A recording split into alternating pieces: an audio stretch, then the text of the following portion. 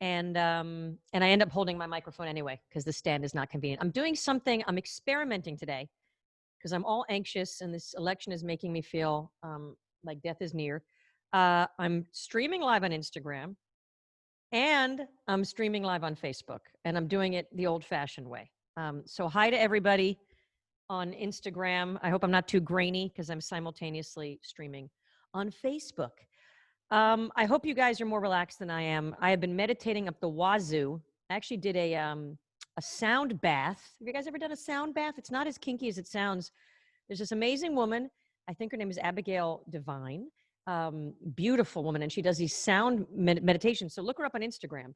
And it's these singing bowls that she, clinks, I guess would be the correct word. She clinks, and it's supposed to, the vibrations are supposed to affect your body. And I believe it. I am kind of a hippie, but I'm also very skeptical. I'm not like, oh, homeopathic medicine and let me invest in essential oils. I have my tea tree oil, have my eucalyptus that I sprinkle on the pillow if I want to open up my sinuses. But I'm not super into health. I just ate half a box of Milano cookies. So as you can imagine, I'm not exactly a glowing example of a healthy lifestyle. I also have a zit here, hence the hat. Look at that. Look at that convenient shadow. There it is.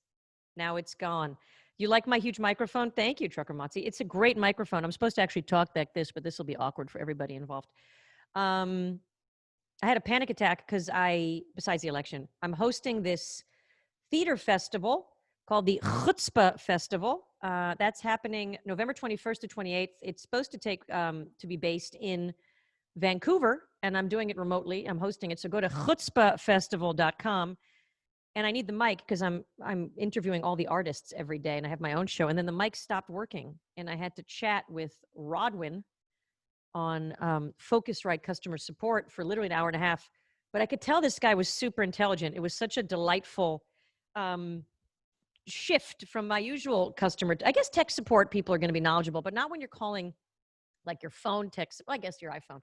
But usually when I call tech support, we don't communicate well, and I'm annoying. This is extremely uncomfortable. Holding this, look how this is super heavy too. And if I do, see if I do that, it's kind of annoying. So I'm going to look at, I have to kind of juggle comments. I'm waving at everybody. Look at this multitasking. I'm a woman. I can multitask. I was excited about Biden winning Michigan. This thing is so gut-wrenching, and it's just the beginning. And I think that everyone is so exhausted. But somehow we find the energy and the resilience to deal with increasing chaos. I mean, it wears you down, but we're definitely able to do it. I mean, it's kind of like parenting, right? Especially when you have a baby, like the young baby that's just like an amoeba that poops and screams. Still cute, but you know what I mean. The amount of energy involved, and then you think you're going to break, but then, okay, the baby has a fever. What are you going to leave the baby in a bath of cold water and hope for the best? Maybe, but you're also going to, muster up the energy and go to the doctor. So, I'm super excited about my guest today, by the way. My first guest, Ophira Eisenberg. Oh, sorry, I'm scratching. I don't know if I got bit or I'm just touching myself because nobody else is. I mean, so if you notice me doing that, just tell me. Oh, and I got 2 necklaces today. I got a necklace off of Etsy with my name, and then I got another one with my son's name. Isn't that cool? Isn't that touching? I think it is. Zit. Should I just do this? I was in the army, by the way. For those of you that don't know, I was in the Israeli military for 2 years, as you do. It's not like I'm special. Everybody gets drafted, and I got drafted.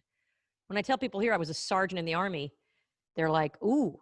But everybody becomes a sergeant. I mean, you really have to fuck up to not become a sergeant. But when you're applying to stuff and you put sergeant in the military on your resume, it sounds good. I don't even know the different, ranks in English. Corporal? What?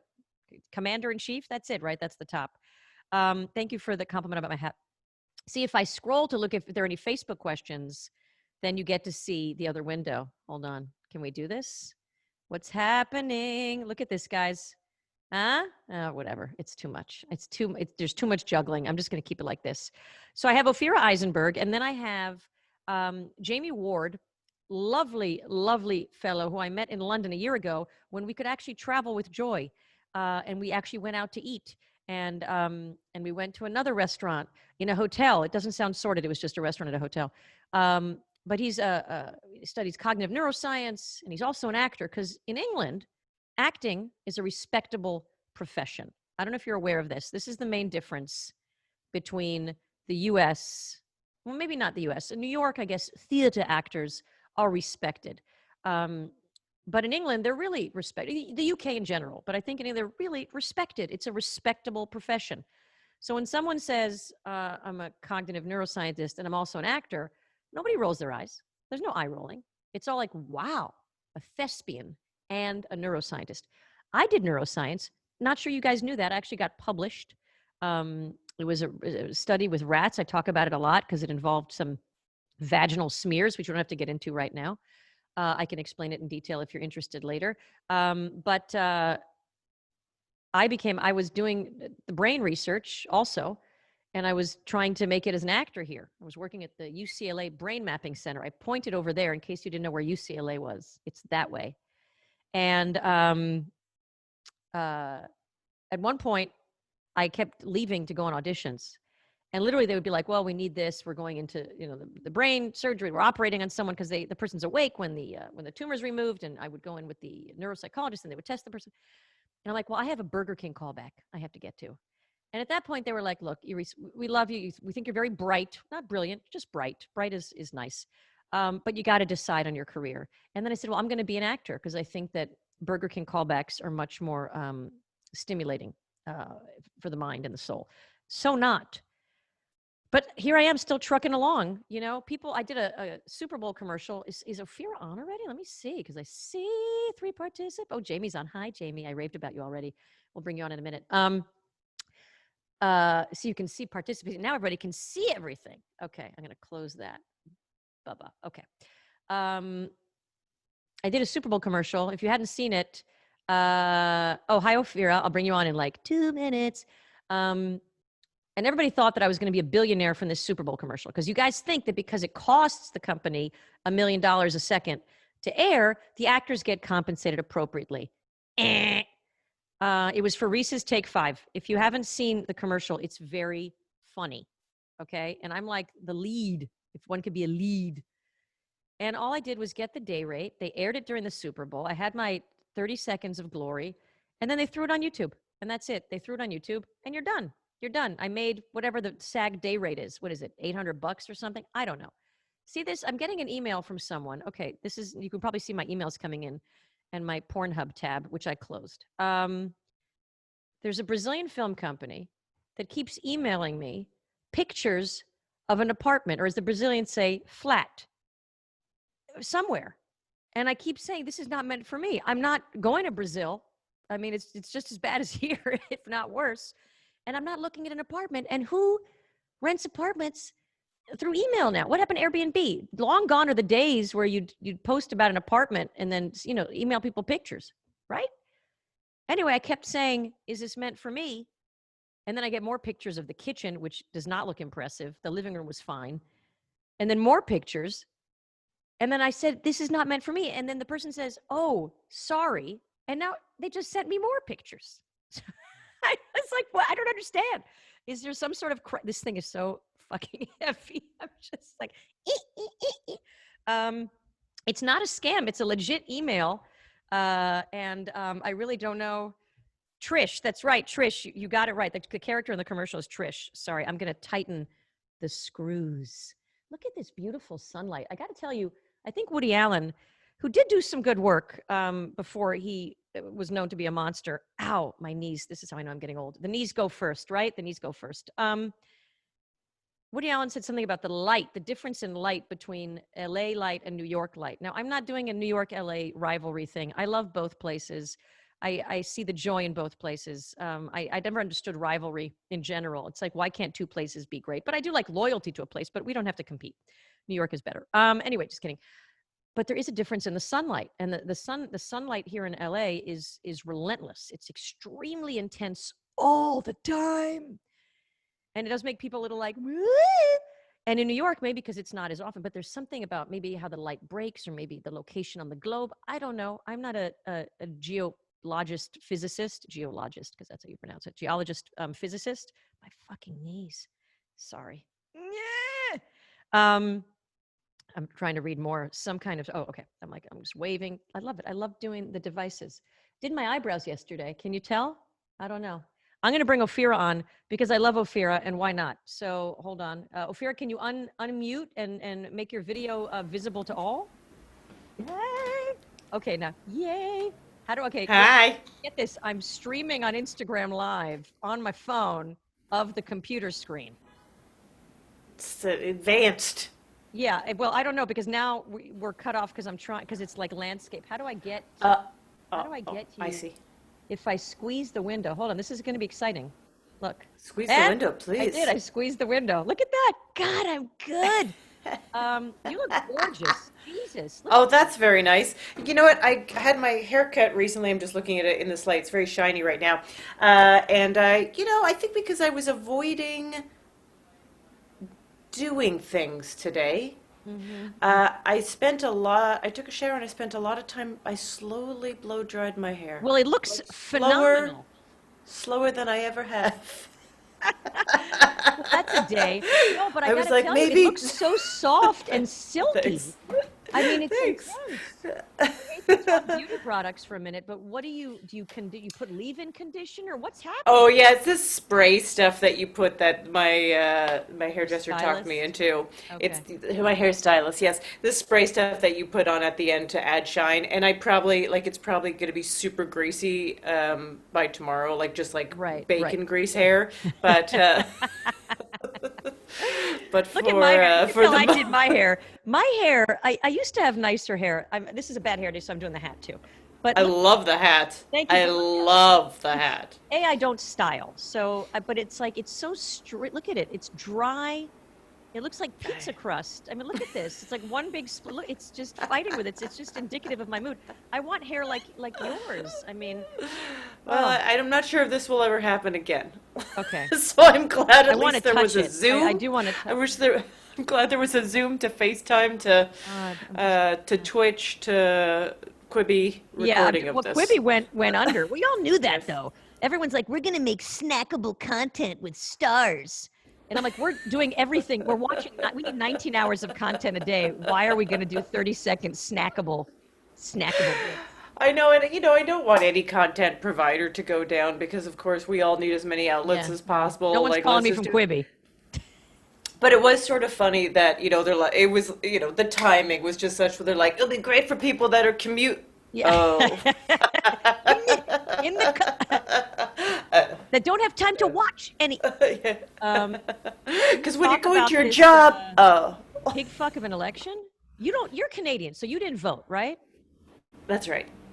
Okay. I'm not an American citizen. I don't have the right to vote. Well, they said that very dramatically. I love that. You were like, it was depressing. I'm like, well, in New York, California, we don't count anyway. But True, are you of true. the ilk that if Trump gets reelected, you're moving back to Canada? Because a lot of Americans say that, and yeah. So, the thing is that I've lived in Canada, so this is not like a mythical, and then I'll go to Atlantis. I actually know what this means. And I don't know about you, but just imagine how tired you are right now. Okay, I'm pretty freaking tired. And then imagine going, all right, now start a new life from scratch in another country. Yeah. You can't just take everything you've done here and translate it. I don't mean it would be establishing places to do. Yeah. And there's still a global pandemic up there. It's better managed, but it still exists. Yes. So it's not like. So, anyways, it is on one level. I definitely toy with this, and I toy with it today. Where I go, at what point will that sacrifice seem worth it? Right. Do you feel? How many years have you been in New York? 20. 20. I mean, do you feel more of not allegiance? I mean, but do you feel like a proud New Yorker versus a proud Canadian? Do you feel equally both? America has certainly brought out my Canadianness. Interesting. Yeah. So, I'm sorry to all the viewers right now, but I'm not in love with America at all. And I don't think I ever was.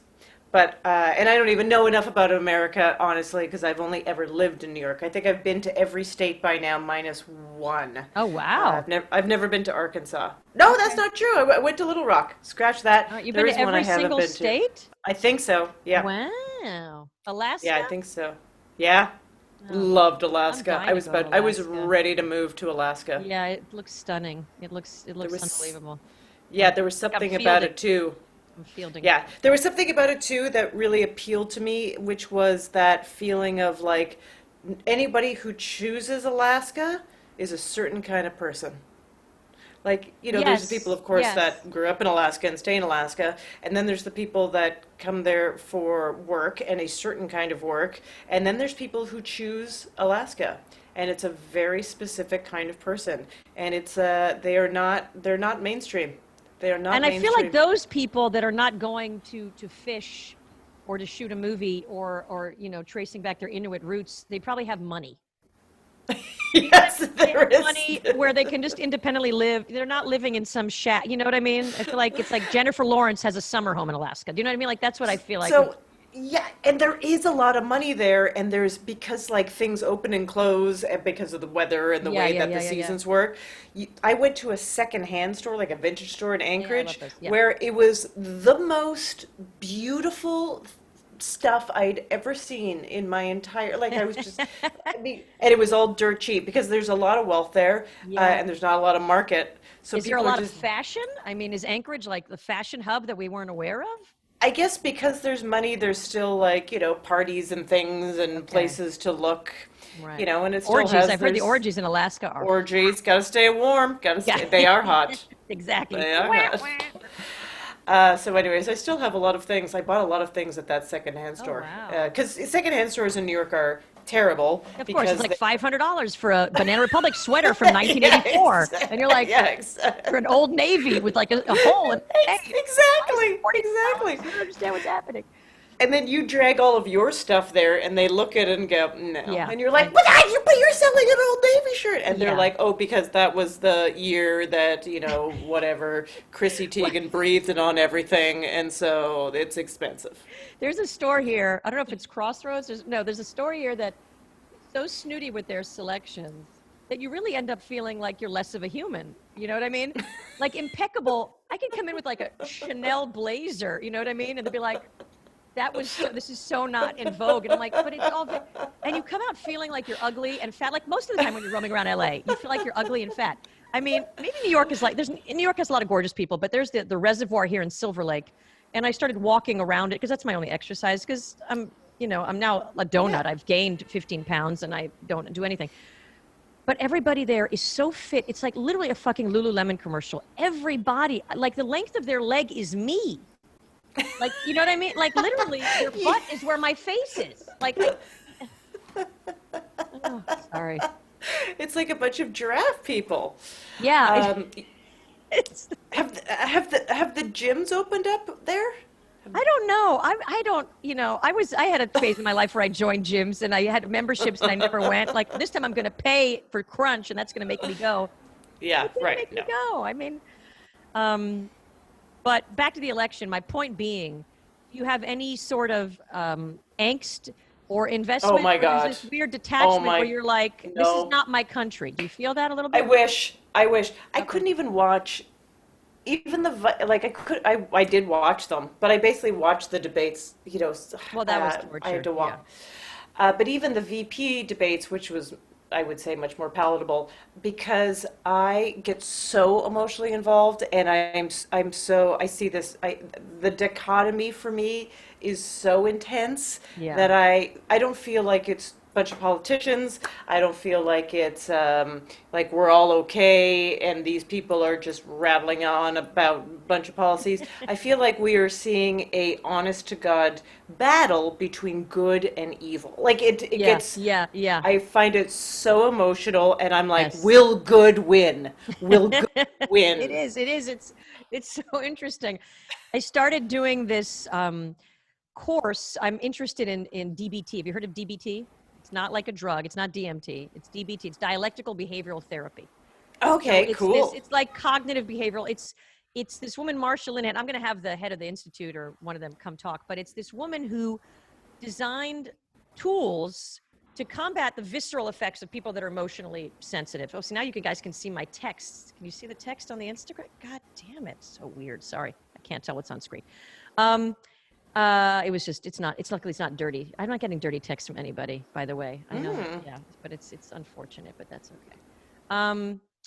Anyway, tools like when you're feeling overly like fraught with emotion, that you dunk your head in a bowl of ice water and it initiates this thing called the diving response in your body, and all the emotions just kind of flatline immediately.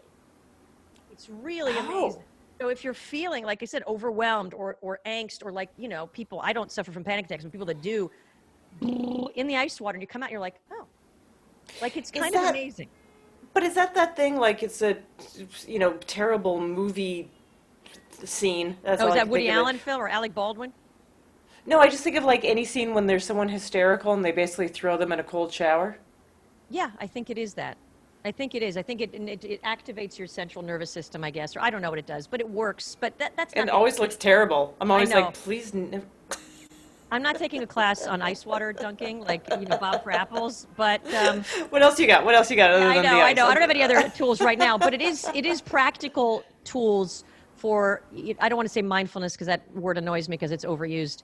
But as opposed to talk therapy, where you're like, okay, I know the reason behind the thing. This is like, do this. You know what I mean? Dunk your head in ice. Can I tell you what I yelled off of my balcony yesterday after like the millionth email I received, which I appreciate, that was telling me, you know, that here's a meditation you can do for election day. Well, that was me. Was that my fault? I think I said that.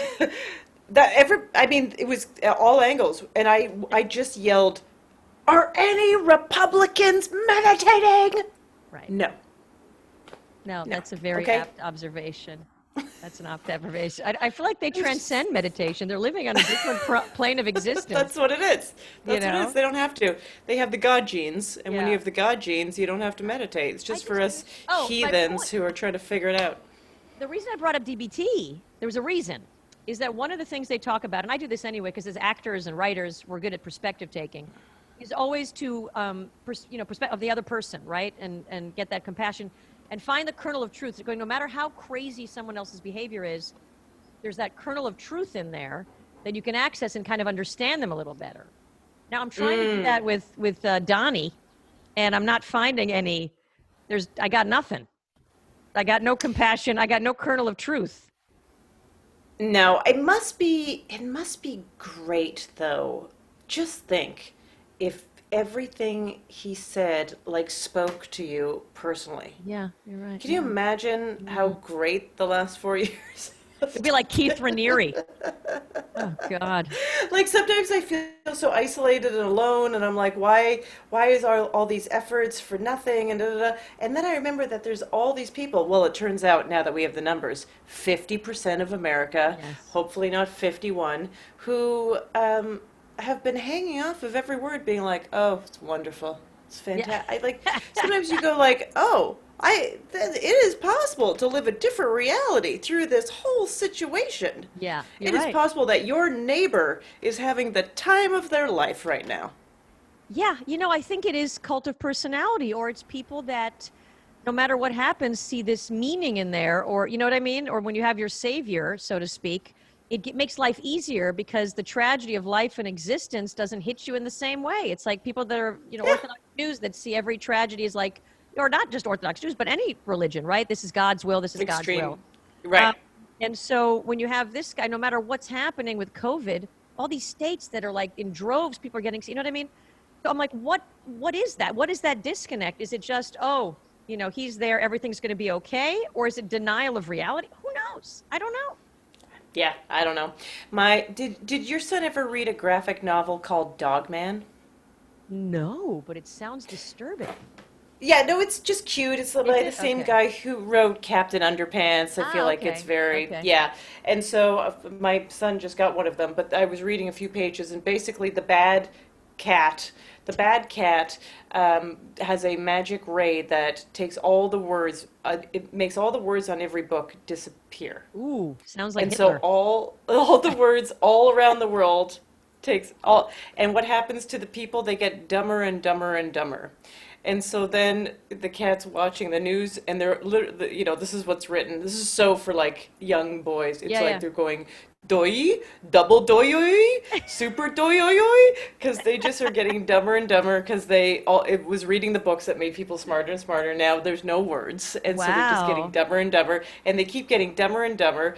And then the evil cat, has some secret books in his lair, and Dogman, the hero, goes and finds the books because it's just the world is falling apart, and everyone's just saying stupid things and doing stupid things, and it's meaningless. Oh And so God, this is just brings encourage the kids book. to read or jump off a cliff. I mean, it's like, Listen, I was reading this thing last night, and I was just like, this is too yeah, much. it's a This is lot. It's too a lot. Because you know what? Anything too close to home is upsetting, right? It was so disturbing. I Yes. was like, this is supposed to be fun? Yeah, exactly. All the words disappear and then you die. Okay, great. Can I get the sequel? No, first you get so stupid, Yeah, and then you die. and then you Yeah. die. Okay, which is a better way to go because then you're like, oh, what? Death? I don't know. Yeah, that's Sure. true. That's Huh? true. Yeah. What? All right. Piscicoli, right? Um, can I make a confession? Oh God, I yes. went to get Oh God, Invisalign. yes. You know the Yeah, Invisalign? Yeah, I've okay. always So wanted it. I went, I got them years ago, and then I spent a fortune, and then I lost the last tray, and within 2 weeks, my teeth moved back to where they were initially, right? So it's like a pogrom down here, okay? Long story short, I find a dentist in Atwater, and this is during the pandemic, and I go in, and I don't feel safe. I don't feel safe. She has her mask, the old nose mask. This is the dentist, so I'm Oh sitting, yeah. with my mouth open. Okay. She takes the measurements with the putty. I'm a little nervous, but I'm like, fine. It was quick. This is the beginning of the pandemic, so I was really nervous. All right. They finally get the trays in. I go in there, and the two nurses are not wearing masks. We're in a dentist shop. Like, I don't know what's going on. And I said, because I'm so codependent, I had to make up an excuse. And I said to the dentist, I go, I'm high risk. Can you ask the nurse to put a mask on? Because what am I going to say? Could you put a mask on because you're a cycle? I'm Right. high risk. And maybe I'm high risk for punching you in the face. So then the nurse hears me. She's this very large, she looked Russian, like that. Like literally Nurse Ratched, like glared at me and then didn't put the mask. I was like terrified. Moving on, she suddenly glues these attachments to my teeth. There's like these little nubs here to hold the tray in place. And now I look like a vampire. Can you tell?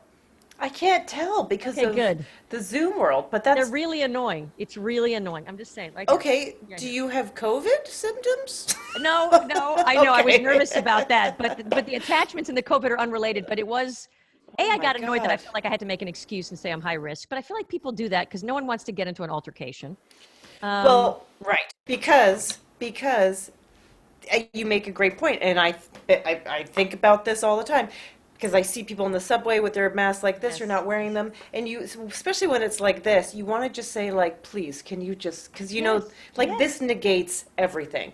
But the problem is, because I do the thing, just like you were saying, perspective. So I go, all right, why could they, is it that they have a hard time breathing? You know what, it's not, it's so easy to breathe with these things on. Is the glass fogging up? But they don't have glasses. Is it, like, I try to figure it out, and then you realize it's a choice. It is a choice. Yes. And that's the problem. Well, it's also, I feel like, and we don't have to go bitch about the anti-mask, but on the plane back to LA, the one in front of me did not wear a mask the whole flight. She had nails the size of like 4-inch nails, like claws, so I knew she was going to scratch my eye out, so I didn't say anything. I'm like, I'd rather get COVID than fight with this woman. Oh my God. But this other woman with 3 children was doing the whole, this thing. And I said, do you mind? And I'm like, do you mind putting it on your nose? And she again glared at me and didn't do it. Or did it, but glared at me. And I'm like, why is that the reaction? Is this something, you know what I mean? And I'm like, so it's the personality of the person who's doing it in the first place. So it's kind of a given that they're going to be dicks about it.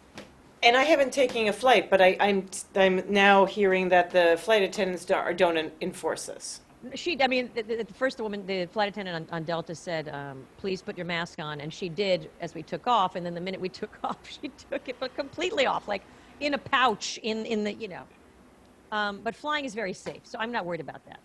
Like you enter, are you flying somewhere? No. Oh, okay. No, but flying is fine. It's the airport. And then when you land, which is the nightmare, when you're stuck on the plane after you land and the ventilation stops. Oh, yeah. In a COVID bubble. And if they go, please keep your distance. And nobody does. It's of course not. Business as usual. Oh my God. That's the sun. Let me tell you something. It was a nice day today, but that sun is just, I want it. I want to grab the sun off of you. You can have the silky hair. I'm grabbing the sun. I'm grabbing the sun. Look at this. This like scarecrow. You've been, again, I always rave about the amount you perform because I feel like you have been able to actually do more during the pandemic because you don't have to spend time traveling. You can pack in like 14 shows a day and hosting. No. Last time we talked, you interviewed RZA, which made me like a little wet. Yeah, that was cool. I know you just had Chelsea. How was that? Chelsea Handler. Good. It's so funny because our next episode is Sarah Paulson. So just the way we tape these things out of order and all over the place. So the way this worked is that I interviewed Chelsea and then I had a half an hour break and then I interviewed Sarah. And I will say this, the comic, Chelsea Handler, was quite serious. Yeah. Yeah. And the serious actor playing like some of the biggest horror movie characters on the planet was completely silly and comical. I love that. Well, sometimes comics feel either a need to be taken seriously, so they get serious. I usually think it's a choice. They don't feel like being on or whatever. I don't know. But I mean, we were talking about more serious subject matter, honestly, because that's what she's sort of into right now. Yeah. And she just did the special, and it does have a pretty serious edge to it. Okay. So, or it has a story at the end, which is much more serious. So I think that's like kind of where she is right now. Okay. But it was pretty funny. I didn't bring it up because, of course, we don't get political on this NPR show because NPR, whatever you think about it, is fair and balanced, and we follow the journalistic guidelines. They all hate Trump, but it's fair and balanced. It's fair and balanced. And so she said she just brought up 50 Cent's tweet. Yes, the 50 Cent tweet. The fact that they were dating surprised me. But whatever, I don't know why I was surprised. Maybe they were great together. But and then she just said that she called him up and gave him a really, really hard time about it, and they talked, and like, not to worry, he's voting for Biden. And I was like, breaking news, breaking news. And I was like, we're not going to air that, so it was just fascinating. Oh my God, I love that she like gave him shit. And then he's like, oh, sorry, you know what? I'm going to change my mind. I know. I was like now that I talk to you, I'm going to make it yeah, that's really funny. She gave me the quote to my book, to Dorkcore. She gave me my little, I guess, not the pull quote. What do you call them? The quote? Like the blurb on your on the front? On the top, yeah. That was fun. And then what was it? I don't remember what the quote was. Something about, this is all the stuff that you're dying to hear from a friend the next day, or all the guys you fucked. I don't remember what it was. But years later, I saw her like last year or Stand Up New York. She came to do a talk or whatever. And I said, you gave me my quote for Dorkcore. And she's like, oh, yeah. She was very nice. She seemed very nice. Yeah. Very nice. Yeah. And she seems grounded and salty, just as you think. She seems like she is who she is. Yeah, I felt like I was getting a totally real experience with her, and you're right in saying that, because it's not always, even though I will say, like, as you know right now, I mean, we know each other, but when you are interviewing and talking to people on Zoom, and they're usually in their house, like rare circumstances, I feel like half the pretense is dropped. Yeah, I think you're right, actually. You're right. You're absolutely right.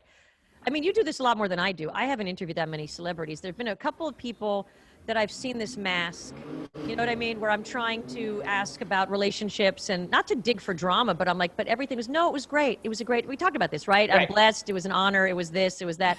Yeah, exactly. Thank you. Gratitude. Yeah, Can't gratitude. Believe it. And the co-stars, and we all got along. So it's so refreshing when someone's actually willing to talk shit about somebody else in a real way. You know what I mean? Like, I had a friend, actor, who's like, yeah, this director was a dick. I'm like, okay, great. You may not work for this director again, but at least you have it was, so it feels real. And I think you're right. When someone's in the house, their guard goes down 100%. Yeah, and they sort of forget. They forget that, I mean, no one yet has said to me, oh my God, make sure you take this out. Yeah. Because Yeah. I Yeah. do Yeah. think sometimes it just feels so casual that you're Right. just like, It's also a place of privilege, right? Where you can just be like, I can just disclose everything to you, and it has no bearing on add me it out. on this planet. That Um, is the largest microphone I've ever seen on the it, planet, I gotta tell you. it's Is just, that a boom mic? Do you have a boom operator underneath that? hey, Johnny, union break. Um, I've used it because I do all my VOs at home, but I bought Yeah, usually I would hold it down here and it doesn't look as yeah. big, but I bought this stand to make myself more comfortable, and it's so heavy, and now I don't know what to do with it because up here it's useless. So it's like I'm gonna cradle it. Okay, that's good. Yeah, like this. Yeah, just cradle a Like bit, a little why teddy not? bear. I was gonna ask you something else. God damn it. It was But yeah, important. I try to do things, my style is always the same. Am I doing stuff right now? I mean, whatever. I feel like there's outdoor shows still in New York. Are We're you going having to a the nice cellar? You've week. been doing the cellar? The secret inside cellar The shows? plexiglass cube? No, I'm Okay. not doing inside. Yeah, yeah, yeah. I get it. I get it. I think, because yeah, I have a kid in I a get it. school. I have a commitment. I would kill myself if I somehow Yeah. got COVID, gave it to COVID, and I'd be like, oh, it was because of that night that I That knew 15-minute was set that I did old borderline. jokes on. Yeah. That was borderline. And someone, I forget who it was, someone very funny put out this tweet, and I'm just summarizing my own words, but it's so right. It's like, the Olympics We're was canceled. canceled. Yeah. Can you imagine being an athlete who has trained basically your entire life? You That's finally got your shot. true. It's been canceled, and they were like, the Olympics were canceled. Your comedy show can also wait. I don't understand one thing though. I feel like they could have had the Olympics without spectators if they just tested all the athletes, just like they're doing with NFL and NBA. You know what I mean? There was a way to do it because a lot of these athletes, this is that they're shot. Like if they're too Devastated. taped out, they're done. I guess, I mean, I'm just going to assume that it is such a money-making venture that Yeah, once you maybe. can't sell those tickets, it's like not Doesn't even make worth sense. doing. And the Yeah, Olympic Village, everybody was fucking all the time. I know that was a big thing. All these like supposedly. athletic people, Yeah, with they're lots of like, hormones and oh steroids, they're my ready to go. God. Yeah, just and like their bodies are better than they will ever be, and I they're mean, they're just just all just going. like, come on. Yeah, they're Yeah, all like exactly. attractive and just full of I, Gatorade. ca- Can't wait. yeah, right. It's like I came in fourth. Who wants to help me out here? I'm depressed, but I'm still energized. So you're not going to come out to the West Coast anytime soon.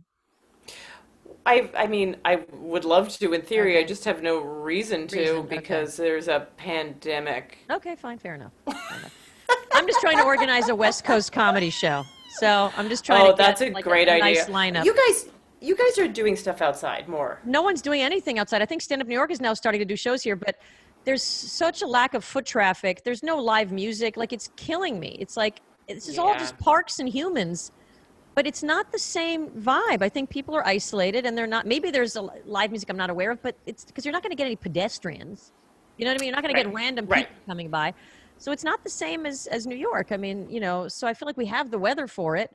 So I think Stand Up New York is starting to work on it. So maybe I'll help, or put my own comedy show together with this microphone. Yeah. Yeah, so it's getting cool here. That's why I think this might be the last week or something. But all the comics, I mean, this is what's funny because some of the comics were like, "Oh no, no, no, this is going to go to the end of November because we'll just all bundle up and stuff." And I was like, "Yeah, yeah, but the audience won't. I feel like they have enough. The audience." Oh my God. It's like, well, There's a slew of massacre. The crowd you're going to get is either very desperate, very lonely, or just homeless. I mean, you're not going to get a family of four freezing their ass off sitting on a wet blanket in Central Park to see some comics. It's not going to happen. I wish I could show you the sunset right now, Ophira, because it is I stunning. can But I can see this like kind of reddish orange reflection it's on your gorgeous. blonde shelving behind Yes. you. Well, look how messy this cabinet is. There's I like, can't see it at all. It's just okay, good. darkness in there. It's posters, toilet paper, and rice. Can I show you the massive bag of rice I bought by accident? I'm just going to show you this. We're going Yes, to wrap up please. with this. Hold on one second. Okay, please bring out the biggest. I hope it's basmati. That's the stuff I like buying in the bag. Oh, Just dropped. oh my goodness. Okay, can I tell you? That is wow. That is a bit. That's a bit of rice. This thing is so heavy. I mean, I could literally, and I didn't know it was a big bag. I thought it was just, it was the panic mode when, Yep. So just be careful once you open it how you reseal it. Actually, you'll be fine. But I remember in Montreal, when I was living in college in Montreal, I had a big bag of rice like that. Now there's a few other things going on, but don't worry about it. And then one day we ate some, and then we had it on top of the counter. And I was making myself coffee in the morning, and I just heard this like. And I was like, where is that coming from? And basically, mice had found the Oh, big sack of rice, oh and they were God. having the time of their life, Oh God. Okay. munching Okay. Oh away. my God. Oh my God. And I That's horrible. grabbed the sack by the top of it, and I ran it outside to the little fire escape, and I just like threw it down, and it opened up, and all these mice just came Okay. out of It's like it. a nightmare. So I'm just seeing Okay, I seal should it seal up. it. We didn't seal it up. This one doesn't have even Yes. like a resealable, because this is for restaurants. They're just making, this is one Yeah. night at Ichiban Kan. And then I have this to eat with my rice. I got my little packet, Oh, my keg of perfect. rice. Where can people see you live next, my love? Live and in person. Tomorrow night I'm doing a New York Comedy Club outdoor show. Right on. Their original space, which I laughed when they said that because I was like original as of 4 months ago. Right, we, we, rooftop. we really get into it. Yeah, it's on 23rd and 6th Avenue it's a rooftop. Oh, And right on. Okay. yeah, hopefully it won't rain or snow or be windy. And hopefully Biden will be president by then. But let's not talk about that because I know you're an NPR Oh, representative. yeah. Finger, Um, fingers. fingers. Thank you for joining me, Ophira. A pleasure. I could talk to you for hours. I'm going to bring up Jamie, who's in London, and had to wake up at, Oh, had to stay up till amazing. late. So stick around Love if you. so desire. You know what? Your hat, you look great in a wide brim hat. I'd just like to say that. Oh my God, Yeah, thank you. it Look looks at really good. the little vampire, the little attachments. Can't see them. Yeah, Can't see them. yeah. I love you, Ophira. Okay. Thank you. I love you too. Bye. Soon. Bye. Next up, yeah, I do like the hat. I do like the hat. Look at this. I'm still on Instagram Live. This is fantastic. I'm going to sneeze, though, before I bring Jamie up. Jamie, can you unmute and make yourself visible? Yay! Hello. How are you?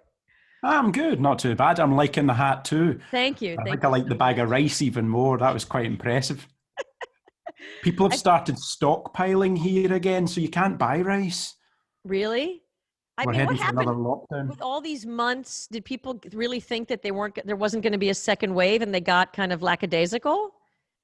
I don't know. I mean, everyone's kind of been expecting it, but I Yeah, don't get the whole stockpiling. It's not like the shops are right. closing, or any of the supplies are running out. But toilet roll's gone, rice is gone.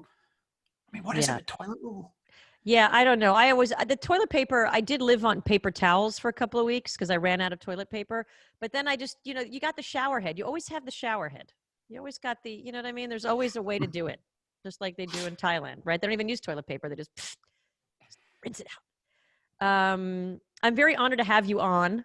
I know. Thank you for staying up late. What time is it there now? 1 a.m.? It's about 1 a.m. or something like that. Okay, It's been but a you look long wide day. awake. You look perky. Really? Yeah. That's probably the whiskey. There you go. Spoken like a true Scotsman.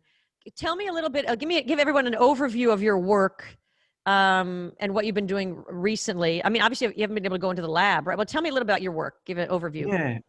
Well, I'm you were calling me a neuroscientist, and I feel like a charlatan saying I'm a Well, neuroscientist. I I work in neuroscience. I'm an engineer, and I make wearable computers, sensors that you put on people to sort of figure out what they're doing. So it's kind of invasive little brother kind of stuff. Okay. So it's Um, tracing the brain waves, Or is it like all over the your body? body, like how your body moves or what your Okay. eyes are doing or things like Fitbit. That's the same kind of idea. That's kind of wearable sensing, trying to understand what your, how many steps you've taken or how's your heart doing, that sort of thing. So that's my background in that kind of area. And I quit it a few years ago and then I went into acting, As one but does. as one does. And there was something about the wearable sensing. It was like navel gazing. It's all about like, how's my heart and how many steps have I walked? And it's all about me, and the individual. And I got kind of a bit fed up with that.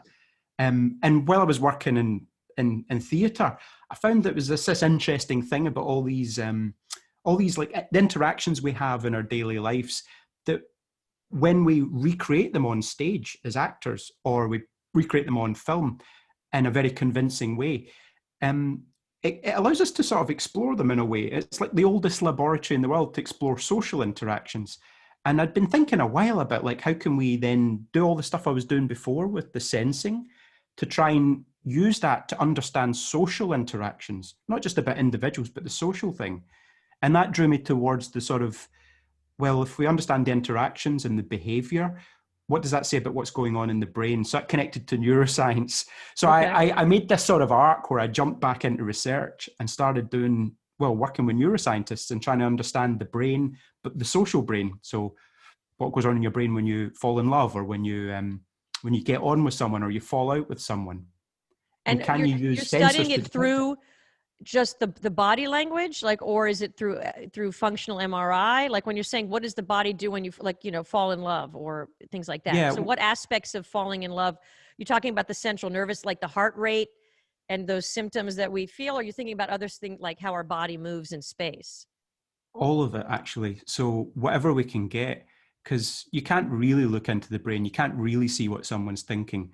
So all you've got are the clues we give off.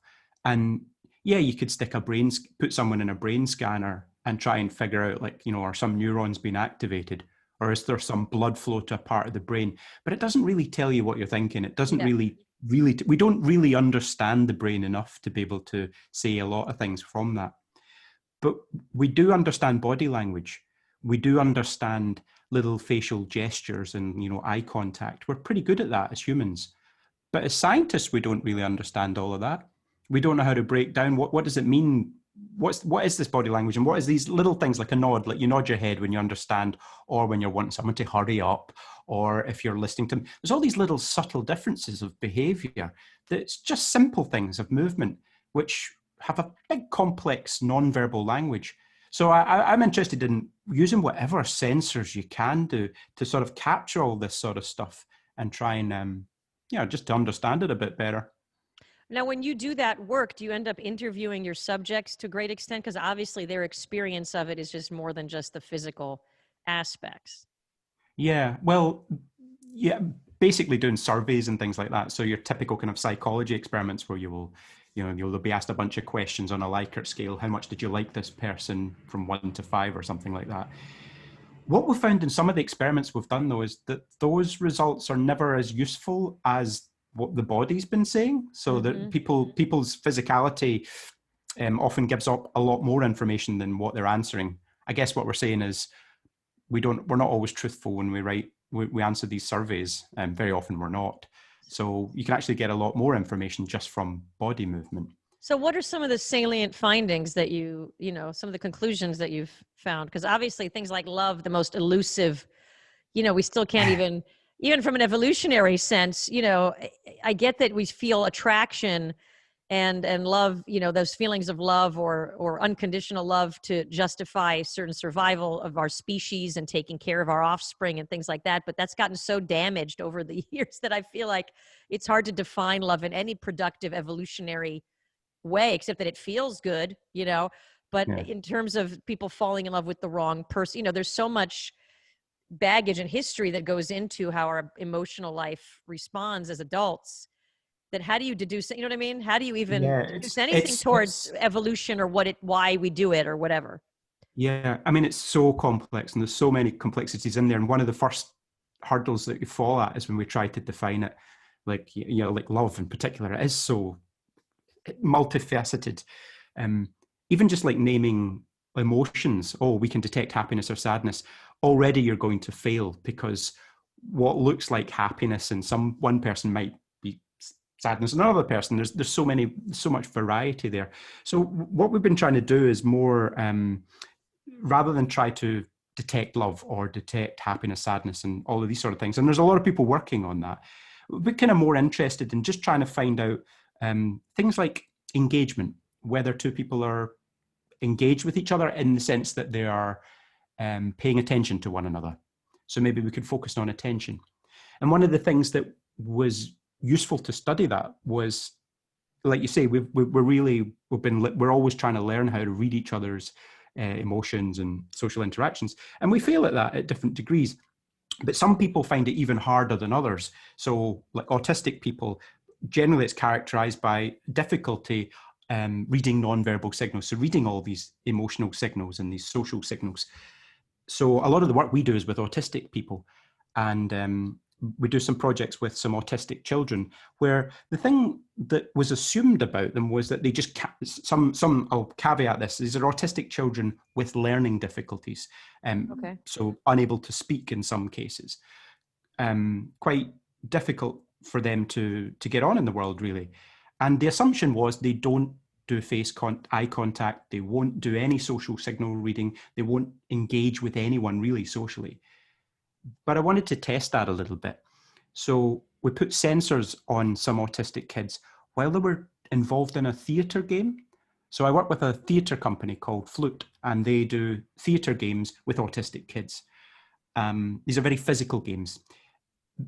And they're wrapped into a sort of like, maybe they'll do a Midsummer Night's Dream, a Shakespeare play, but it'll be a simplified version of it with when there's eye contact being made, they'll make like stalks on eyes, or they'll say, I love you, and very physical, very big. Anyway, this company had really great success with some autistic kids that were otherwise struggling. And we put sensors on them all. And what we were interested in was finding whether people moved together, whether they synchronized with each other or not. And the hypothesis was that the autistic kids would not synchronize. But we found the opposite. We found that there were moments where these kids were really, really synchronizing, really moving together with the actors, but just in non-standard ways. So like you and I would be sitting there and we'd be maybe nodding our heads and subtly in time with the actors as they do their thing. What one of the kids was doing, they weren't moving their head, but they were shaking their hand in time to the movement on stage. So we were able to find like these social interactions of engagement, but they were just non-standard. So that's the kind of stuff we've been trying to work on recently. Have you found that, I'm going to go bring another light. I'm slowly fading into darkness here, so I feel like I'm going to turn on a light so you can see me, or not. Maybe it's better to. Is that the sun gone down completely then? It's going. It's time. It's 5 o'clock. It's time for the sun to go down. But have you found, just as we have these kind of standardized, the nodding, is that certain gestures that we do, I'm assuming are cultural, but certain are also just common to all humans. But have you found amongst the autistic population, is there a standardized, instead of nodding, is the hand the one that gestures? Or did you find a divergence amongst every autistic child is unique in how their body responds to the same cue? I mean, we haven't done all of the work on that. That's something to be studied in future. What I can see from just doing those initial studies was that, it's everyone's different. Everyone has their own ways. There was something in the hand movements, but it was at different times and with different activities. So some children moved their hands at certain times and others at other times. So I think there'd be more research to be done on that. And luckily, I just this year got a bunch of grants to do some more research in this area. So mixing theatre, autism, neuroscience, and sensing. But then the pandemic hit, so we've not really been able to do an awful lot. What is the ultimate goal? I'm sure there's many ultimate goals, but is the ultimate goal to establish almost like, because I'm assuming that the deaf people have a much higher acuity in terms of perception of visual, language, body language, than hearing people, because that's everything they're going on, which is why my heart goes out during the pandemic when everyone's wearing masks, how their world has suddenly really shifted. Same with autistic kids and kids with learning disabilities that don't have the cues, the facial cues to go off of. But what are the main goals? Is to try and design or establish a language that can be used kind of almost like ESL, you know what I mean? Mm. Not ESL, sorry, the sign language, the ASL, whatever. ASL, Yeah. ASL, or BSL. What are your goals, I'm saying, in terms of as a research? What would you like to discover Yeah. or find out?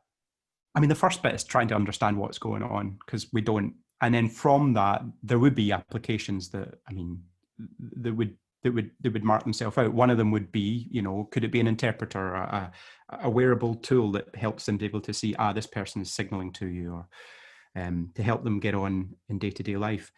Another thing, though, more immediately, one of the things we're currently building is a support for teachers in schools. So I work with some autistic schools where you'll have a teacher with maybe 5 to 10 kids under their care at a time. And each of those children have very different ways of expressing themselves and engaging. Right. And the teacher can't always keep an eye on all of them. So if we could build an automated tool, like, you know, if they could wear a discrete little device that could detect these levels of engagement, then that could be something that the teacher could say, oh, that activity I did today with John worked really, really well, so we'll do it again. So it could give them feedback to help them. Oh, wow, that's amazing. Okay, hold on. You know, I'm getting on Instagram. People are so enthused by your Scottish accent, because here in America, we're fascinated by accents. So you talk for a minute, just ramble about the election. I'm going to bring a light. Oh, the election. Yeah, well, that's the bit I've been trying to avoid. It's been depressing me, as everyone else. Oh, you've gone. You really have left me all alone. This is going to be illuminative. Is that a word? Oh my goodness. There we go. Okay, coming to you. Have you got it? Wow, that's better. There we go. Illuminated. Lord. I can see you now. It was getting very sensual for a minute. It was like, hi, let's talk about your research, Jamie. I'm starting to get all kind of a little relaxed. I'm sorry that I've let the beard grow this day. This is sort of like kind of a laziness thing, or a pre-lockdown preparation for just. Well, why are you sorry? It looks good. I don't know why. I don't know. It's got one of those things like that typical Celtic thing. It comes out ginger and wiry. Ginger. Yeah, poor gingers. Why do we not like gingers? What did gingers do at the dawn of man that made us have that response? Oh, I don't know. Gingers are hot. I've got a lot of love for the gingers. My granny was one. I think that's probably why I've got it in my facial hair. I think women gingers have it better, because a lot of men think that women gingers are sexy. But, you know, remember that actor Eric Stoltz? He was a ginger. I thought he was hot. Do you remember him? Oh, there you go. There you go. And everyone loves, what's that the wee singer boy called that everyone really likes? The wee singer. I don't know. Wee ginger singer. I don't know. Justin Very famous. Bieber? No, the other one. They're all. But I find what it is it helps me it reminds me where I came from. Like every time I go to lie down on the pillow, it's sort of like wiry wool. Yeah. And it's like sleeping on tweed. And I kind of, oh, geez, what's that? Oh, it's my jaggy beard. And it reminds me where I came from. So it's always nice. Your roots. Are you from Edinburgh? No, I'm from Glasgow. Okay, you're a Glaswegian. I just wanted to show off that I knew that. That's all right. But it's 20 years since I've lived there, so I probably I have to do all these little reminders. I even got a mask that was kind of tartan. Oh, look at that! Did you ever wear a kilt? Yeah. Do you own a kilt? Aye. And in school, I know here in school they shove the kids recorders to play. Did they shove you guys bagpipes? Is that like the standard instrument that you have to learn in third grade? No. Okay. No. When I was growing up, actually, all of that sort of thing was frowned upon. It was very much, we were a bit embarrassed about the whole tartan and the shortbread and the haggis and all that. It was sort of like a bit twee. So I think it was just someone wrote here Ed Sheehan. And that's Daniel B. Daniel B. wrote it. Daniel B. wrote. Daniel B's on. And he wrote Ed Sheehan. Thank you, Daniel B., a.k.a. Haggis Lover. Sheeran. Oh, is it Sheeran? Sorry. You know, it's interesting. I'm writing, and then I want to go back to your research because I'm still fascinated by this. But I'm adapting a TV pilot that I wrote to take place in Wales. It was originally going to, so I'm adapting it. I know nothing about Wales. So I finally got some Welsh people to talk to me. Any sort of quality besides the fact that, Richard Burton and Tom Jones are from there. Anything about the Welsh where are they in the hierarchy? Because I know that you English people, UK, not English, have the hierarchy, right? Are the Scots at the top? Then come the English, then the Irish, or the Welsh above that? Because there's like a little bit of snootiness, right? I know the Scots look down, like you're up there in terms of, I'd get myself into all sorts of trouble if I I started know. going Well, into look, it's a very those classist society, so I'm just kind of honing in on that. I think the Welsh are brilliant. Okay. They've been tied to the hips to the English for a little long time, though. But they've got their own language, so at least they've got that. It's like, yeah, that's true. they're really hot on their own speaking Welsh, which I quite like. It's a lovely place. Stem from the same one human? Yes, all the Welsh come from one person. Okay, great. Okay, no, I mean, you know what I mean. I'm saying it's not like Finland. They're like ethnically completely different from, the Scandinavian, like the other Scandinavians, as far as I know. Right, okay, no. I don't know. I think there was like 5 tribes originally. Actually, that was a thing that reminded me when I went back home just before lockdown. Okay. And did you watch Game of Thrones? I watched a little. They lost me with the dragons. I couldn't. There was a bit, but the north, there's the wall separating the north from the rest of the 7, and it was like loosely based on the way Britain goes with the geography and with all the peoples there. But I grew up in a town called Kirkentillach, which was on a hill, and there was a wall at the top of that hill, which was called the Antonine Wall. It was built by the Romans, and it's as far north as the Romans got. Down the other side of that hill, beyond the wall, it goes down, down, down, down, and then it's the Highlands, and no one goes there. They were too scared to go there. And I didn't know growing up that I was just living like on the wall my whole childhood. You were on the wall. It's interesting because I'm fascinated by the fact that in terms of language too, with Gaelic, and then so Scots, they don't have anything. The Welsh have their own language. Then there's Gaelic. And what is Scotland's just English? That's it? No. Scots we've got Scots English, which is not. It's not just a dialect of English. It's sort of like they grew up at the same time. Oh, interesting. Okay. So but you don't have any of the, you have some of the guttural sounds like Hebrew. You got the, right? Which the Brits, the English don't have. But we also have the Gaelic as well, which is like completely different root, different from English. Yeah. But with Scots itself, not many people speak it, but like my great aunt Barbara will be like, "Ocha, why Ben the scullery and tells the time in that note." It's like different words and different grammar. So it is a proper dialect, but not many people speak it.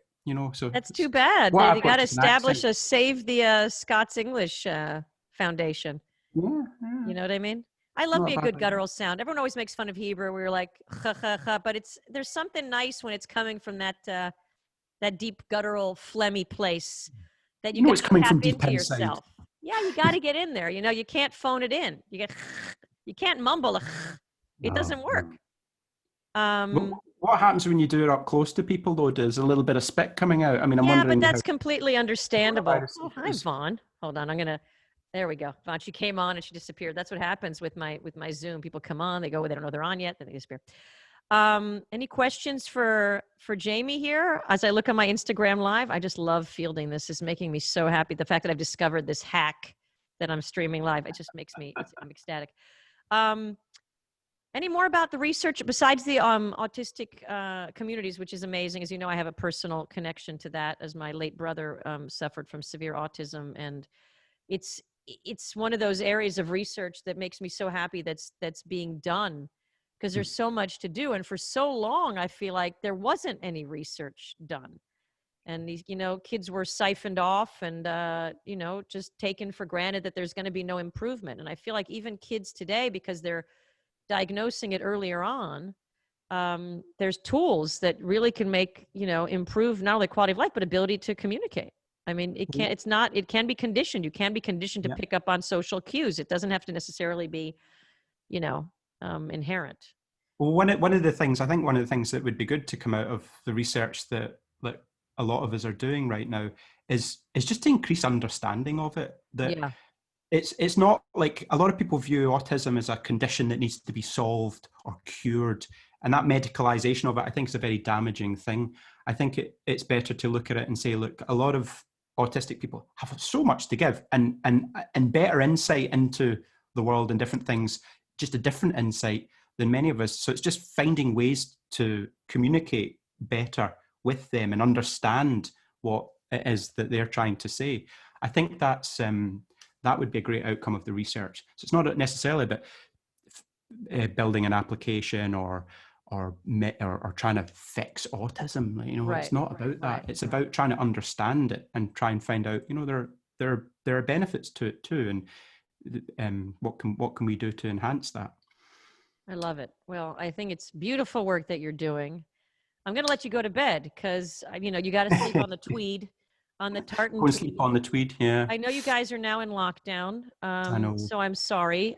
We're here having nervous breakdown. We don't know who's going to win this election. Just constant panic. I mean, that whole thing with your election, this is the thing what you were talking with your last guest about, escaping America and go to, you can't actually escape American politics. No one can. No. Wherever we are in the world, it's American politics. It's Trump. I mean, you can't escape that, man. It's horrible. I know. And it's like we said, it's that relentless chaos. It wears you down, and there's no option for couples therapy. You know what I mean? And it's like there's no communication. No, you know, we're not having sex anymore. The relationship is just fried. It's done, and you just want to get out, and you can't seem to get out. The person won't leave your apartment, and you're like, you need to move out, and he's not moving out. So, pray for us, please. I do. But do you know what? The downside is if he doesn't win, he says he's going to move to Scotland, then we're lumbered with him. I know. But your granny, is your granny still with us? No, sadly not. Okay, so, but then she's been spared. So they'll, you know. Thank you, Jamei Ward. And if you want to check out Jamie's work, do you have a website where you, or your research or a blog or whatever? JameiWard.net. Okay. Should have some things. I need to update it. Yeah, it's time. It's time. You probably have a picture of yourself when you were like 19 going, Yeah. You know what movie I just watched again? Because I'm going to be interviewing Roddy Doyle on my podcast on the next Friday. I just watched The Commitments again. What a beautiful film. Alan Parker, rest in peace. If you haven't seen The Commitments, please watch it. And if you have, watch it again, because I hadn't watched it since it came out in the 90s. It's so well done. And it's so beautiful and great and just fun and sad. And it's just, I love it. I love it. Yeah. All right, my kind sir. Teach me one word in Welsh, or just Welsh. Not Welsh. Sorry, Scots English. Sorry, not Welsh. Sorry, I'm like fried already myself. Do you want a bit of Gaelic? Do you want a bit of Scots Gaelic, which is similar to Welsh? Okay. Fala siagú siarad na banregan. Fala siagú siarad na banregan. Okay. Fala siagú siarad na banregan. What does that mean? Welcome to Queen Street Railway Station. Farpignugan. Wonderful. Thank you, Jamie. On that note, JameiWard.net. Thank you. And I'll let you know when this airs on the SoundCloud and everywhere. And thank you for joining me. Lovely to see you again, Edith. Good night. Enjoy your lockdown. Bye. Bye. My next lovely, lovely guest is Vaughn Decarlo, and the C is not capitalized. Please join. Vaughn, can you unmute and make yourself visible? Yay! Hi. How are you, honey?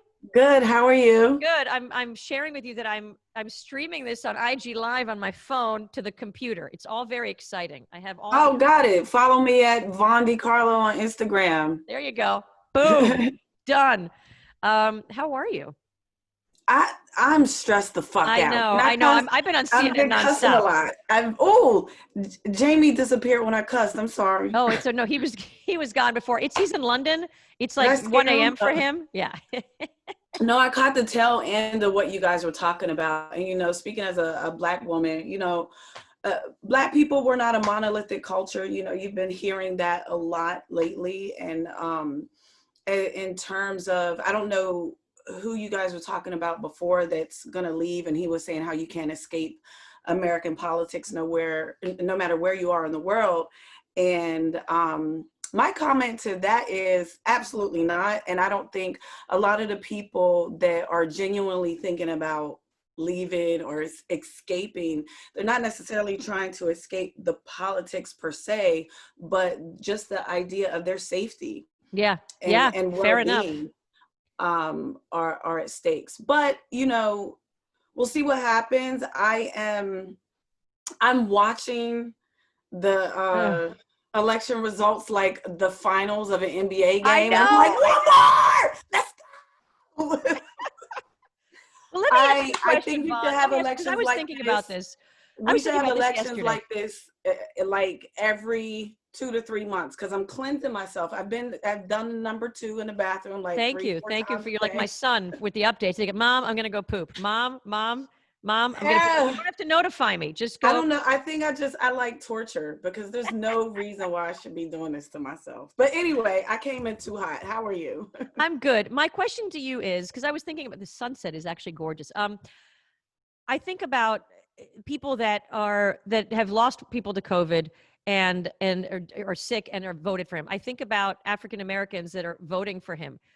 Talk me through, what do you think that thought process is? Oh, hell, I cannot tell you what a Because I thought can't process of a fathom. lunatic is. If I knew how crazy people thought, we will understand Jeffrey Dahmer and why he ate people. I have no idea. Yeah. One of the things that I thought was interesting during all of his super spreader events, and all of these rallies, I was like, well, this is going to be interesting because he's counting on Republicans to get out on the day of the election to vote. Are they all going to be sick and unavailable that day? Right. I don't know. It looks like he had a tremendous turnout. I'm very disappointed in the moral victory that's not. Yeah, but being Van won. Jones said that yesterday, because I just didn't understand. I'm saying, what is going on in the mind of a Black person, considering everything that's gone down and considering this person is so not on your side? But then you have people like Ice Cube. I'm just trying to wrap my head around, Well, we're not a monolithic culture, so we don't all fall under one category. Ice Cube falls under a very high tax bracket. Yeah. As does Lil Wayne, but right now, if you take a look at Michigan and it's gonna be the Black vote that is gonna be able to get you to press "you're fired" on that tweet to Donald Trump. And hopefully what they've learned during this election is that rappers are Black leaders in the community. I'm not saying that our Black entertainers don't and shouldn't have a voice, but they're not. Black people don't listen to rappers blindly, like, oh, this song is bumping, let's do the platinum plan. Like, come on, we're very well educated people, some of us, and then we have some real ignorant assholes, some of us, just like any other culture. We have to stop acting like the white culture is the intelligent culture. Look at these idiots. It's that baffling. follow Trump. They're more trifling than any trifling Black person I've ever met. No, it's true. Biased. I mean, I think that when Van Jones said that yesterday, it really struck me, because you could see he was emotional. He goes, even if there's a political victory, the moral victory, like the makeup, after people thought it was such a shoo, and after what we've been through, and after all this, it's like nothing happened. It's almost like, and it wasn't for me. It's not just a moral victory. And I know Van, I'm familiar with CNN commentators. He's a Black man. Yes. But for me, I'll speak for myself, and the moral victory I'm talking about is not just on behalf of racial equality. We're talking about women's rights, LGBTQ rights. We're talking about science and doctors, coronavirus. We're talking about, and I did a post on my Instagram I do these morning, I sleep in a blue bonnet, and I call them hair hat solutions. And sometimes I'll pop on and do like these minute morning riffs. And this one was particularly longer. It was the day of the election. And I spoke about this very moral victory thing. Yes. And I said, I have no expectations of any of those people. I don't have an expectation of a racist to vote on behalf of racial equality. I don't have expectations of a misogynistic person that already voted the pussy grabbing president into power. Why would I have expectations that that person is going to vote on behalf of the LGBTQ or women's rights? They're not. There's no expectation for a selfish person who refuses to wear a mask that they're going to vote on behalf of doctors and science and coronavirus and that type of reform. So what I asked on that post on election day of those people that tend to all fall into the Trump train category, my question in terms of looking forward to a moral victory, at the very least, make it make sense to me that our president, you're okay with our president not giving two fucks that Putin put out bounties on our military servicemen and women's heads. Make that make sense, because I thought you were patriotic. I thought we were waving an American flag here. So there's so many different sections of a moral victory that has been lost by millions of Americans, that even when Joe Biden does win, it's like, wow, you people really are weird as fuck. Yeah. Your patriotism is strange. It's very strange. Well, I don't think it's based in any value. It's just a concept that's not attached to anything. And, you know, what brings this country together, it should have been, or is supposed to be, shared values, because we're such a diverse population. It's not like right. Well, I think it is attached to something. It's definitely attached to white supremacy, white privilege. Right.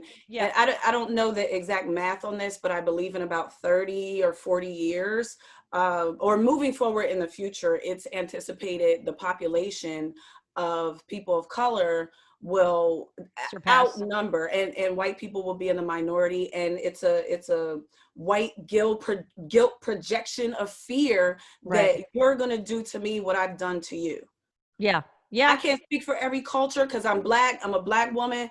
I can't speak for every person of color. I'll speak from my experience. For the most part, we don't have that in our heart. When we were free from slavery, they were paranoid. The slaves wanted to kill them. And granted, I'm not saying that didn't exist. There are people that want to get revenge, but for the most part, that's not in our hearts. That's not taught in our households. We are not savages. The savages are afraid that they're going to become the victims of their savagery.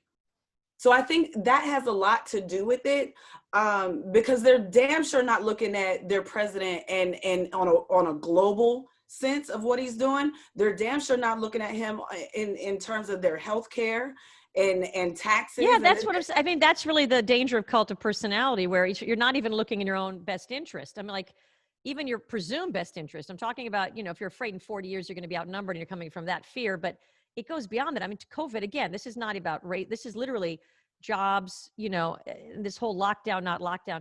It's just depressing. I was so depressed last night. Went to bed at 2 a.m. This morning I felt a little better because I'm like, Michigan, maybe. Yes, and that's that Black vote. That's Detroit.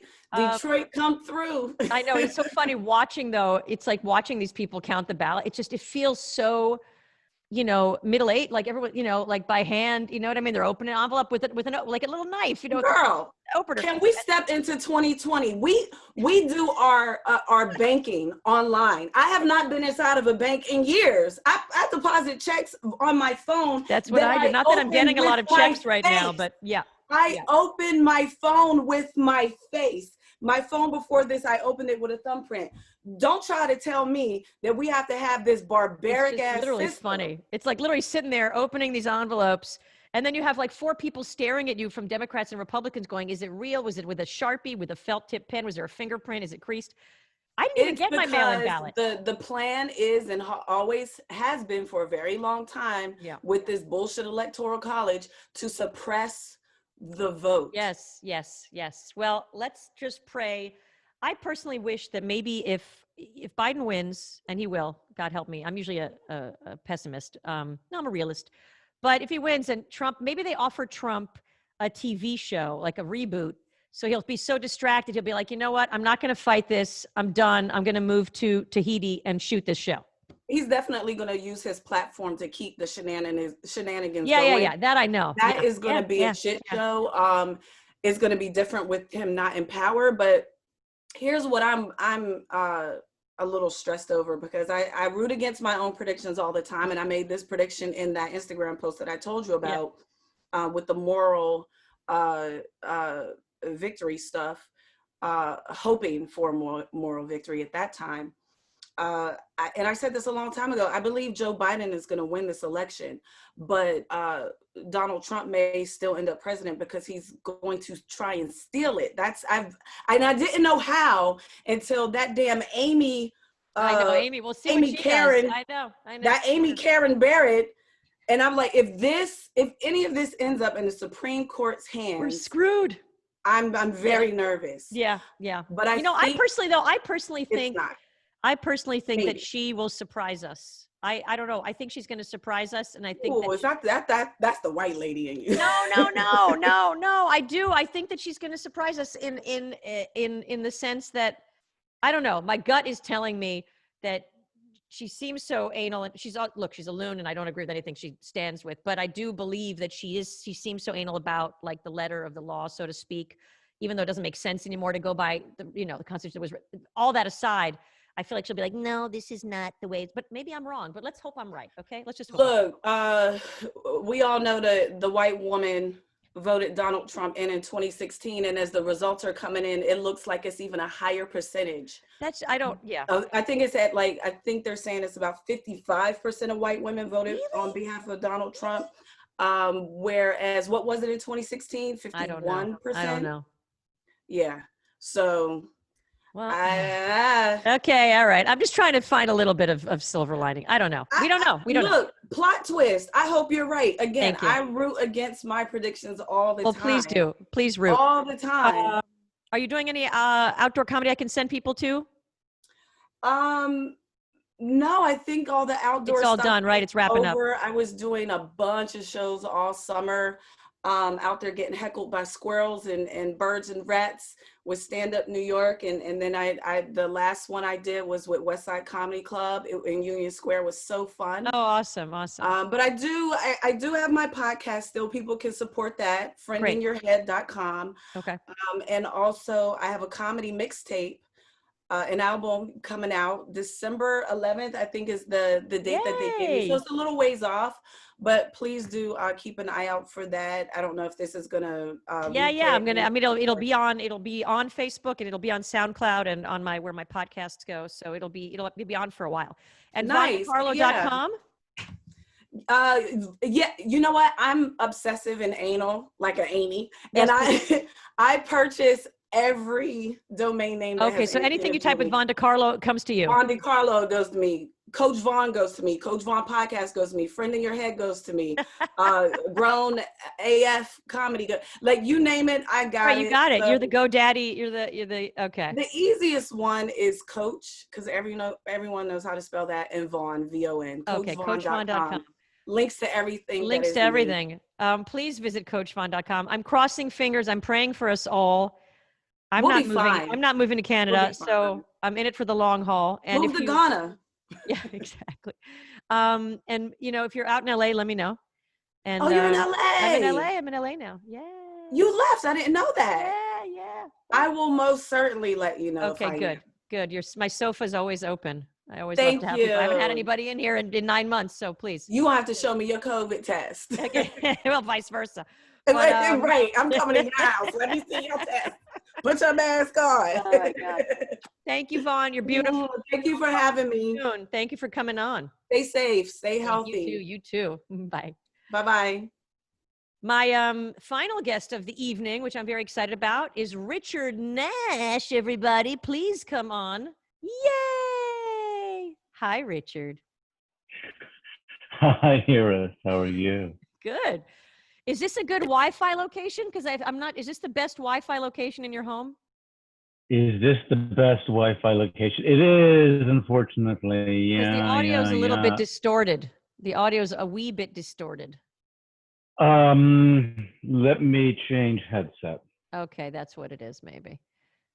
1 sec. If there are any questions so far while Richard goes to get... Richard is had his own publishing company, knows the book world amazingly well, and we're going to talk about that in the intro. Oh, you're back? Is this any better? Oh, so much better. You were like this. I'll get another headset. I'm like, great. Hi. Hi. I can see the booze on top of the cabinetry. That's what I'm looking at. That's what I'm honing in on. It's pretty Just high up. Is this a display. way to deter yourself from late nights with the bottle or what? What happens that high up? Yeah. Well, I mean, it's honestly, I don't really partake that often. I'm more of a wine and beer guy. It's mostly for entertaining. It's mostly got for it. when Okay. like guests are over, and when it gets to that time of night, people don't want to leave, but they need something to sort of like keep them Yes. going. So, some of it is also gifts. Like I hate Fernet, but people I like don't like it so I just either. pick it up Yeah. there. I don't even know what that is. That's the one with anise? It's in that universe. I don't like any of that stuff. No, I don't like the ouzo, the arak, the anise. I don't like any of it. Fennel. I'm Just a fennel in licorice general. hater too. Were you here earlier when I showed off this huge bag of rice that I got on Amazon? No. Although pillow. all the delis in New York. It's my body pillow because I'm lonely in bed. So this is where I go for comfort. I just hug the rice. I'm just going to move it over here. I mean, Um, delis in New York have bags that are almost that big. Oh, see, I've been doing the Instagram live. Sorry, guys, you guys just fell into my lap. Look at them doing it as we go. See this? So there's there's a combo here. There is Zoom. Yes. There's a Yeah. podcast. There's Instagram Live. Okay, But all right. The phone's about to die, so I don't know how much longer this is going to last. I apologize, everybody. So Richard, tell me a little bit. I know you were in the publishing world for a long time. It sounds like you kind of not anymore, but still are. But I kind of wanted, because I keep hearing all these like doomsday predictions about the publishing industry and books. And is that true? Is everything just shot to hell? Well, it's sort of. I mean, it's look, books will be fine. Books have been around for 500 fucking years. Books aren't going anywhere. Okay. All right. But new books, not old books, new books. Look, the hassle is that books are so fine, they don't go anywhere anymore. What do you mean they're so fine they don't go? Used to be that, like, up until about 30 years ago, publishers would publish about 25 to 35,000 books a year. Okay. And after about 18 months, they'd go out of print. Okay. I mean, not all of them, but 30 of the 35,000 would go out of print. Right. 5,000 of them would stay in print, and they'd be like reprinted, and they'd be at the back of the store for years and years and years and years and years. The hassle now is that nothing goes out of print. I think my book went out of print. Or close, it depends on the exact timing. Okay. But Okay. what they can now do, either because it's an ebook where it never goes out of print, or there's what's called print on demand, where you can just print a single copy at a time. And it's typically an entity somewhere at the level of the wholesaler. So a bookstore just thinks, oh, it's still in print. So the hassle is now you're not just competing with Dostoevsky. Right. Or Mark Twain. You're competing with everything everybody did 6 months ago, 3 years ago, 8 years ago, 12 years ago, as well as, the classics of 18th and 19th and 20th century literature. So, there's just a lot more out there because nothing disappears anymore. That's interesting. I never attributed to that. I also felt like with so much other content available, and I guess the dawn of audiobooks and self-publishing, it's a lot harder for a new writer to get published if they don't already have a social media following. Like, I always felt like publishing was slightly more of a meritocracy than television was. You know what I mean?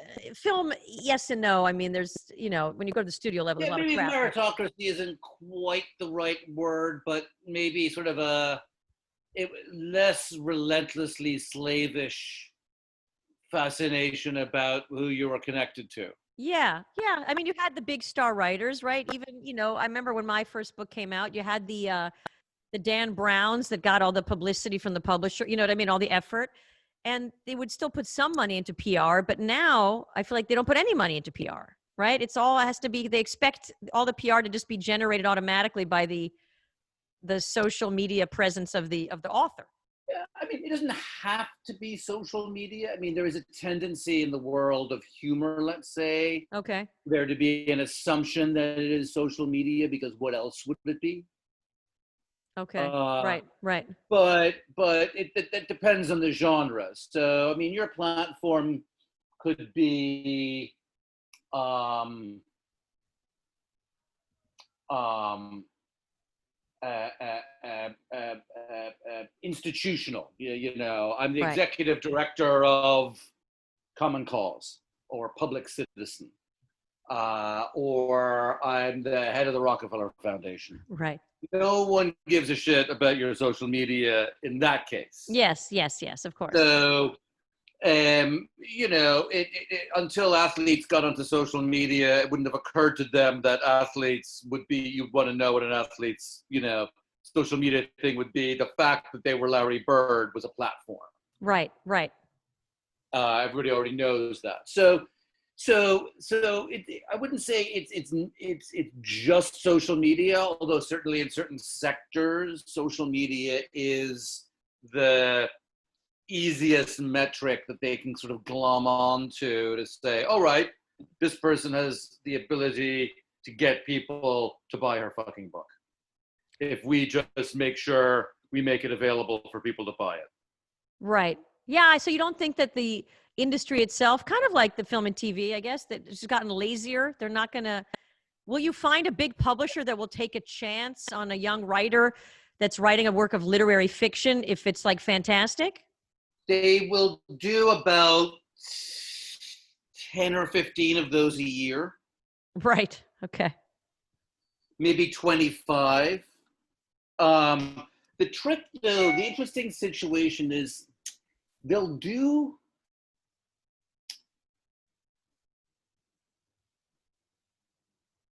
the debut is actually slightly easier to get than the second book.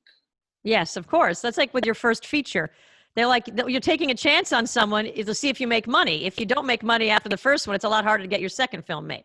Yeah, because you see, the thing is that when you're a sales virgin, nobody can prove that this book won't sell. Right. So if you have a book, it sold 22,000 copies. Then you have another book, it sold 42,000 copies. They now know this person, there is no way this person is going to sell 750,000 copies. Yeah.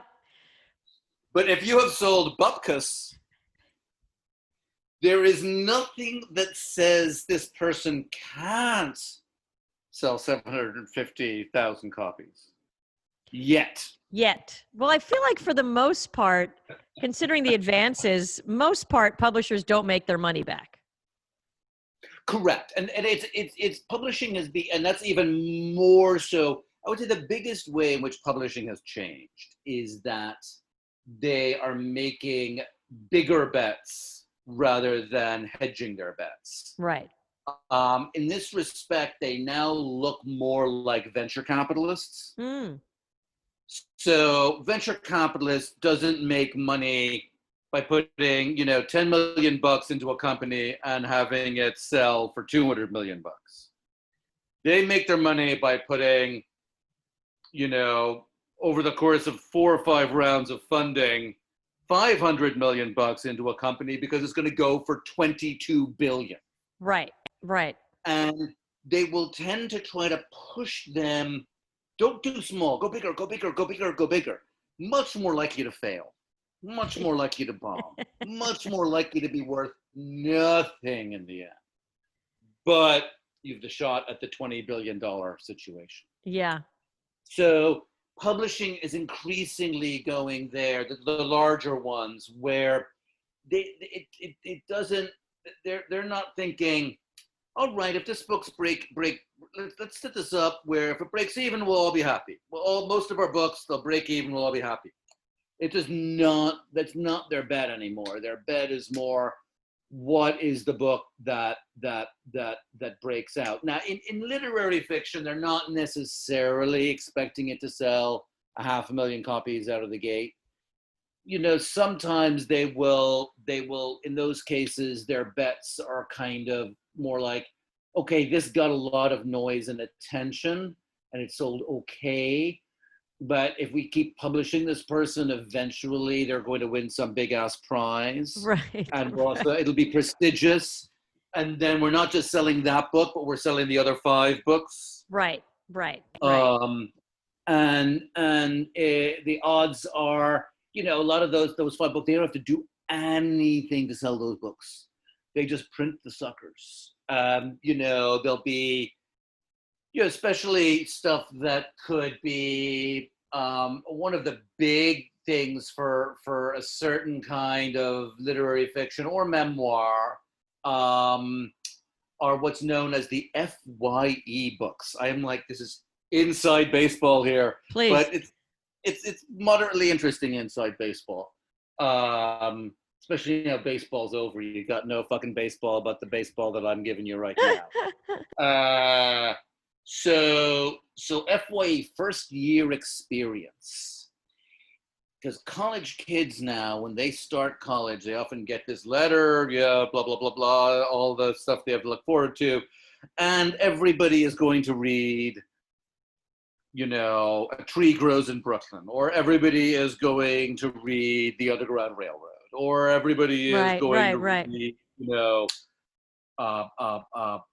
Cheryl Strayed's Wild, and we're all going to discuss it, and there's going to be book groups where you get to like meet, you know, your fellow freshmen, and so those programs are real consistent sources of big sales with little effort by the publisher. Literally, like, you know, Oberlin will order 700 copies. University of Michigan will order like 8,000 copies. This is just like minting money. So that's the sort of the more writerly literary fiction or literary-ish memoir or books that have to do, I mean, obviously a huge number of the anti-racism books are going to be on these syllabi style situations this fall. That kind of stuff is going to do really well. So those are the kind of the 2 models, is like, will this be a big, huge success out of the gate because we'll throw a bunch of money at it, or will it be enough of a success that this person is sort of teed up to get a certain kind of cultural fame that will get them into these kind of lists of books to be read by pissed off 18-year-olds. What would you, any words of advice before we wrap up in terms of words to aspiring writers? Is it virtually impossible to get your book published and you're better off self-publishing? What do you recommend? I mean,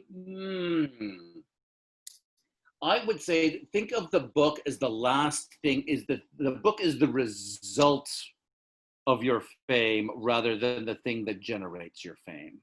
There is a kind of a cognitive tendency to look at somebody at a certain phase in their career and say, oh my God, they've got a book. If I do a book, that will get me to that phase in their career. It's the other way around. They got asked to do the book because of where they were, rather than got to where they were because of the book. Right. So the biggest thing I would say to people is, don't think of the book as the thing that launches you. Think of the book as the thing that you get to do when you get to the planetary system you want to be on. So do all the things short of doing a book, like podcast, like social media, or not, like blog. it's what are the what is everything else, what is anything other than the book that relates to the book that you can do, because that maximizes the chances of one of two things happening. One is that you have the email addresses of a whole bunch of people who will buy the book version of what it is that you've been doing. Yeah, for that's the a last good 2 point. years. Right. And so that's your that's the self-publishing model. The self-publishing model is, you know, just have a lot of breadcrumbs and you know, clickbait, jailbait, ratbait, whatever it is out there, allowing you to sort of collect info about people who are into it, and then you tell them, hey, what? Here's the book version. Right. They're not necessarily even buying the book because they want it for the first time. The book is their way of buying the T-shirt from the show. Right. Book is merch. Yeah, little That merch, is little the memento. souvenir. Yeah. Yeah, it is a souvenir or a badge. Look, I am a fan of so-and-so. That is either for yourself or a way of like the person you have been quoting this thing to for like off and on for the last year are now getting a copy of the book for their birthday. So that's the kind of the self-publishing version of it. And then the big publishing version of it, or the corporate, or even independent, but independent, like not, you know, the $1 to $10 million a year publisher version, is basically you do all that and they come to you. Yeah. In a perfect. Or not so much the publisher comes to you, the agent comes to you. Right, the agent. Yeah. Okay. You know, the agents are all there sniffing, you know, rooting through the undergrowth, trying to find stuff. And again, you want breadcrumbs out there, little truffle-scented breadcrumbs that have their little snouts coming up to you. You see, the thing is that always, I think the trick is whatever it is that you're doing that is like these breadcrumbs should be stuff that is fun in and of itself. Yeah, enjoy the journey, not the end result, right? Exactly. Yeah, 100%. 100%. I'm with you. So Richard, where, if people want to read more about your work, I know you're also a coach. We didn't dive into that today, but where can is it richardnash.com? Just go rnash.com. Okay, rnash.com. I have only one URL, unlike your previous guest. I know, that's pretty funny. That was pretty funny. Like literally 40 different names. Smart. Yes, I am not GoDaddy's bitch. Thank you. I give the least amount of money to GoDaddy as Thank you possible. for joining me and providing this insight. And hopefully I'll talk to you soon because we got to catch up otherwise. Excellent. And step away from those bottles at the top of the cabinet, please. All right. I'll talk to you later, Richard. Thank you. Bye. Thank you, everybody, for tuning in. Today was a robust program. I'm going to go back to watching Wolf Blitzer and the other guy whose hand doesn't move. I hope you all are well. Please breathe. I know this is a stressful time for everybody. Breathe, stay healthy, stay safe, and tune in next week for another variety show. This is Bahr signing off.